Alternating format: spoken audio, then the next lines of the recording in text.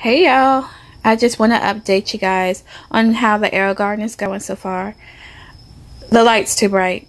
The light is so bright it takes up the whole living room, and even though I have the timer on it, it seems like it's going off anytime it wants to, and the light is coming on and going off when it wants to, which is fine for the plants. However, it couldn't stay in the house, so I took it out to the patio, and that's where it is. Everything didn't grow. The basil grew, the parsley grew, that's some dill over there, and what else do I have here? Yeah, I think it's just different basils and the parsley growing.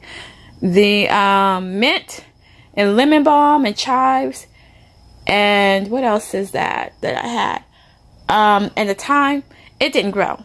So it's been about, according to this thing, about 12 days, and this is what I have so far.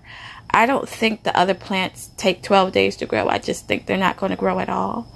As you see, there's still a little clear plastic over it. That's like a little dome to insulate. I kept the dome on the plants that did not come up yet, just in case they do decide to come up. But I had to take it off the ones that grew. So that's just the update. Any questions, leave them below. Oh, and look at my little baby over there. Isn't that cute? Yeah.